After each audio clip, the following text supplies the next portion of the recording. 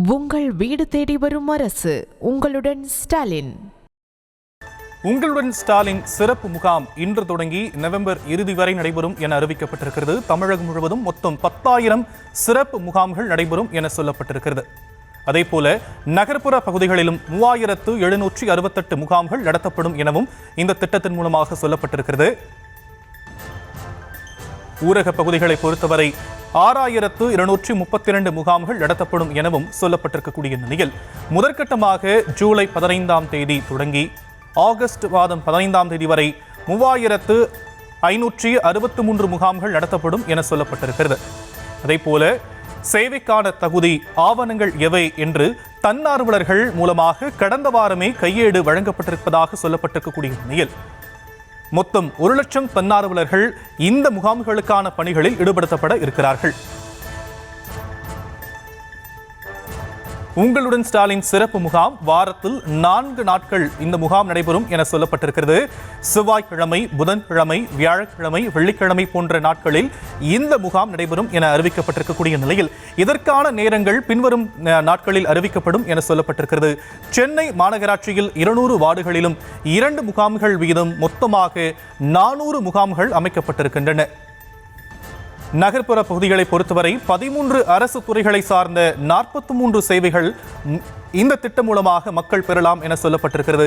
ஊரக பகுதிகளை பொறுத்தவரை 15 துறைகளை சார்ந்த 46 சேவைகளை மக்கள் பெற முடியும் எனவும் சொல்லப்பட்டிருக்கிறது. முகாம்களில் பெறப்படும் விண்ணப்பங்கள் மீது 45 நாட்களில் உரிய நடவடிக்கை மேற்கொள்ளப்படும் எனவும் சொல்லப்பட்டிருக்கிறது. தகுதியுள்ள விடுபட்ட மகளிர் கலைஞர் உரிமை தொகைக்கு இந்த முகாம்கள் மூலமாக விண்ணப்பிக்கலாம் எனவும் சொல்லப்பட்டிருக்கிறது.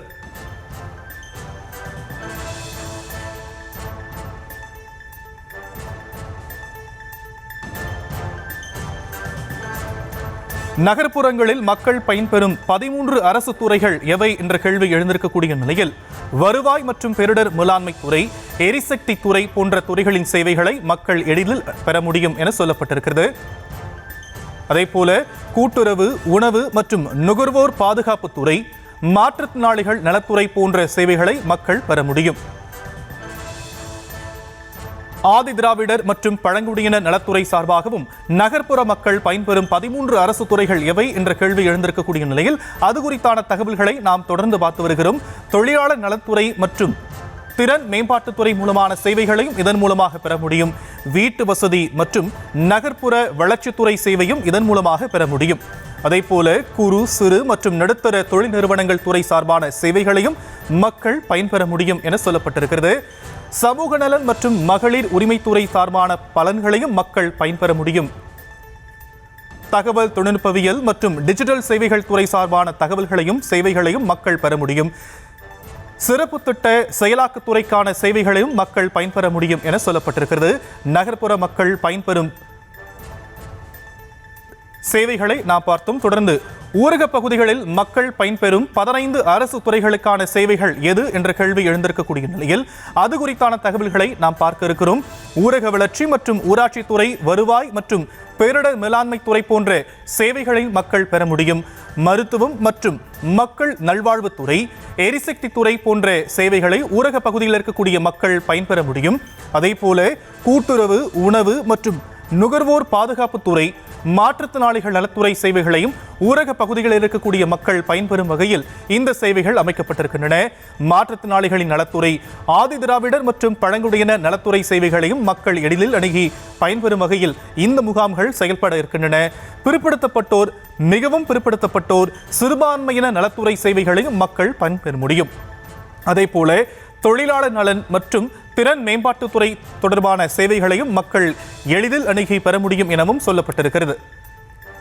ஊரக பகுதிகளில் மக்கள் பயன்பெறும் 15 அரசு துறை சேவைகள் எவை என்ற கேள்வி எழுந்திருக்கக்கூடிய நிலையில் கால்நடை பராமரிப்பு, பால்வளம், மீன்வளம் மற்றும் மீனவ நலத்துறை சார்ந்த சேவைகளையும் மக்கள் பயன்பெற முடியும். அதேபோல வீட்டு வசதி மற்றும் நகர்ப்புற வளர்ச்சித்துறை, குறு, சிறு மற்றும் நடுத்தர தொழில் நிறுவனங்கள் துறை சார்பான சேவைகளையும் மக்கள் பெற முடியும்.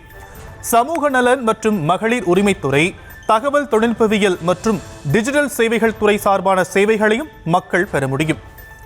வேளாண்மை மற்றும் உழவர் நலத்துறை, சிறப்பு திட்ட செயலாக்கத்துறை தொடர்பான சேவைகளையும் ஊரக பகுதிகளில் இருக்கக்கூடிய மக்கள் பயன்பெறும் வகையில் இதற்கான ஏற்பாடுகள் செய்யப்பட்டிருக்கின்றன. அதோடு குடிநீர் இணைப்பு, கட்டட வரைபடம் அனுமதி போன்ற சேவைகளையும் மக்கள் பெற முடியும் என சொல்லப்பட்டிருக்கிறது. சொத்து வரி செலுத்துதல், பெயர் மாற்றம் செய்தல், மகளிர் சுய உதவிக்குழு கடன் தொடர்பான சேவைகளையும் மக்கள் பெற முடியும். அதே போல மகாத்மா காந்தி தேசிய ஊரக வேலை உறுதி திட்டம், பட்டா மாறுதல், பட்டா உட்பிரிவு, பட்டாவில் பெயர் மாற்றம், நில அளவீடு போன்ற சேவைகளையும் மக்கள் இதன் மூலமாக பயன்பெற முடியும். வாரிசு, சாதி மற்றும் வருமான சான்றிதழ், முதலமைச்சரின் விரிவான மருத்துவ காப்பீட்டு திட்டம் போன்ற சேவைகளையும் மக்கள் இந்த திட்டம் மூலமாக பெற முடியும். மின் கட்டண பெயர் மாற்றம், புதிய மின் இணைப்பு, குடும்ப அட்டையில் முகவரி மாற்றம் போன்ற சேவைகளையும் பொதுமக்கள் பயன்பெறும் வகையில் ஏற்பாடுகள் செய்யப்பட்டிருக்கின்றன. கூடுதலாக கூட்டுறவு சங்கம் மூலமாக கடன் உதவி, மாற்றுத்திறனாளிகளுக்கான அடையாள அட்டை பெறுதல் போன்ற சேவைகளையும் மக்கள் பெற முடியும். மாற்றுத்திறனாளிகளுக்கான பராமரிப்பு உதவித்தொகை பெறுதல், தொழில் முனைவோர் சுய உதவிக்குழு கடன் பெறுதல் போன்ற சேவைகளையும் மக்கள் பெற முடியும். அதே போல இணைய வழி வீட்டுமனை பட்டா, கல்வி உதவித்தொகை போன்ற சேவைகளையும் மக்கள் பெற முடியும். தமிழ்நாடு தூய்மை பணியாளர்கள் நல வாரியத்தில் புதிய உறுப்பினர் சேர்க்கை மற்றும் உதவிகளை பெற முடியும். தமிழ்நாடு பிற்படுத்தப்பட்டோர் பொருளாதார கழகம் மூலமாக கடன் உதவி பெறுதலும் இந்த சேவை மூலமாக மக்கள் பயன்பெற முடியும். தொழிலாளர் நலவாரியத்தில் உறுப்பினர் பதிவு, உதவித்தொகை, ஓய்வூதியம் போன்ற சேவைகளை மக்கள் பயன்பெறும் வகையில் அதற்கான ஏற்பாடுகள் அந்தந்த மாவட்டங்களில் செய்யப்பட்டிருக்கின்றன. கால்நடை பராமரிப்பு துறை மூலமாக சிறிய நாட்டுக்கோழி பண்ணைகள் நிறுவுதல் போன்ற சேவைகளையும் மக்கள் இதன் மூலமாக பயன்பெற முடியும். தொடர்ந்து கருவுற்ற பசுகளுக்கு ஊட்டச்சத்து வழங்கும் திட்டமும் இதன் மூலமாக மக்களுக்கு வழங்கப்பட இருக்கிறது. சிறு குறு விவசாயிகளுக்கு 50% மானியத்தில் மின்சாரத்தில் இயங்கும் புல் வெட்டும் கருவிகளும் வழங்கப்படும் எனவும் சொல்லப்பட்டிருக்கிறது.